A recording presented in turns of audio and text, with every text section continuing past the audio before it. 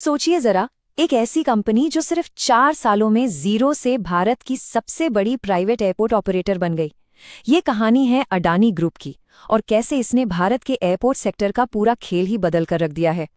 तो सवाल ये उठता है कि आखिर ये हुआ कैसे। देखिए, ये एक ऐसी पहेली है जिसमें सही रणनीति, परफेक्ट टाइमिंग और नियमों में हुआ एक बहुत ही जरूरी बदलाव शामिल है। यकीन करना थोड़ा मुश्किल है, लेकिन हाँ, कुछ साल पहले तक अडानी ग्रुप का एयरपोर्ट बिजनेस से दूर दूर तक कोई लेना देना नहीं था, जीरो प्रेजेंस। और आज इनके कंट्रोल में 8 बड़े एयरपोर्ट्स हैं, जिसमें मुंबई जैसा सुपर बिजी हब भी शामिल है।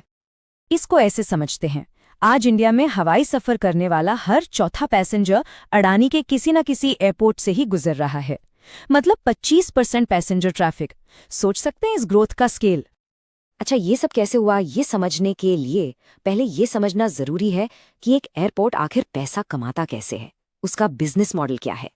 तो देखिए, मोटा मोटी एयरपोर्ट्स के पास पैसा बनाने के 3 मेन जरिए होते हैं।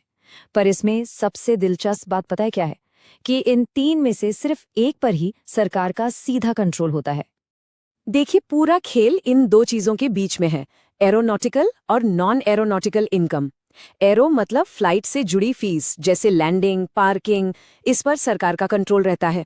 लेकिन असली पैसा वो आता है नॉन एरो से, मतलब एयरपोर्ट की दुकानें, फूड कोर्ट्स, पार्किंग, जहां ऑपरेटर की पूरी चलती है।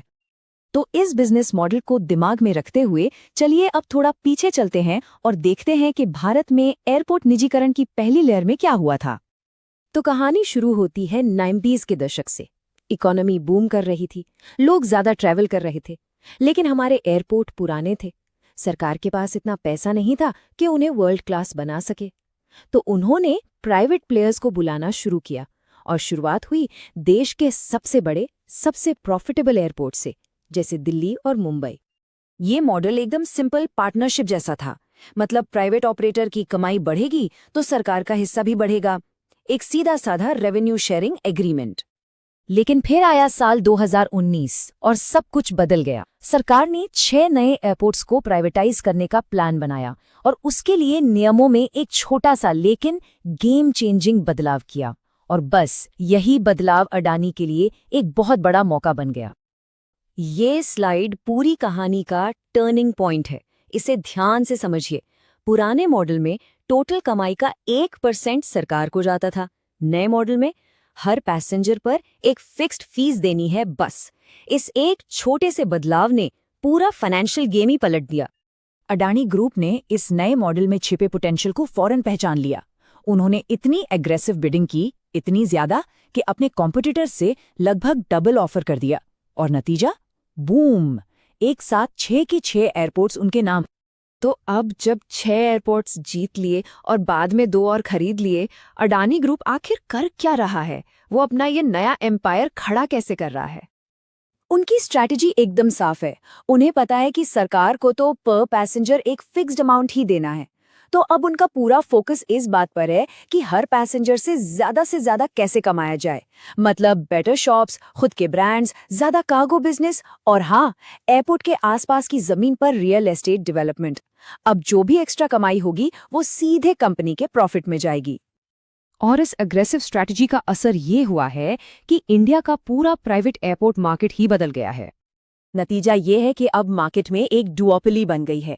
डुओपोली मतलब एक ऐसा मार्केट जहां सिर्फ 2 बड़े प्लेयर्स का राज हो। यहाँ वो हैं अडानी ग्रुप और जीएमआर ग्रुप। इंडिया के लगभग सारे प्राइवेट एयरपोर्ट्स अब इन्हीं दोनों के पास हैं। ये टेबल देखिए, इससे पूरी पिक्चर क्लियर हो जाती है।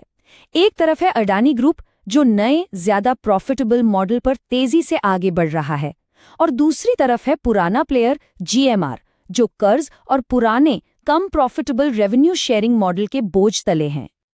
लेकिन इन सब के बीच एक आम पैसेंजर के लिए इसका क्या मतलब है? हम सब पर इसका क्या असर पड़ रहा है? देखिए, इसमें कोई दो राय नहीं कि प्राइवेट ऑपरेटर्स पैसा कमाने में सरकार के चलाए एयरपोर्ट से कहीं आगे हैं। आंकड़े देखिए, एएआई जहां हर पैसेंजर पर 117 रुपए कमाता है, वहीं प्राइवेट ऑपरेटर्स 387 रुपीस कमा रहे हैं, 3 गुना से भी ज्यादा। तो ये बिल्कुल वैसा ही है जैसे एक सरकारी और एक प्राइवेट अस्पताल के बीच चुनाव करना। प्राइवेट में आते ही फैसिलिटीज तो बेहतर मिलती हैं, लेकिन कॉफी से लेकर कार पार्किंग तक हर चीज के लिए जेब भी ज्यादा ढीली करनी पड़ती है।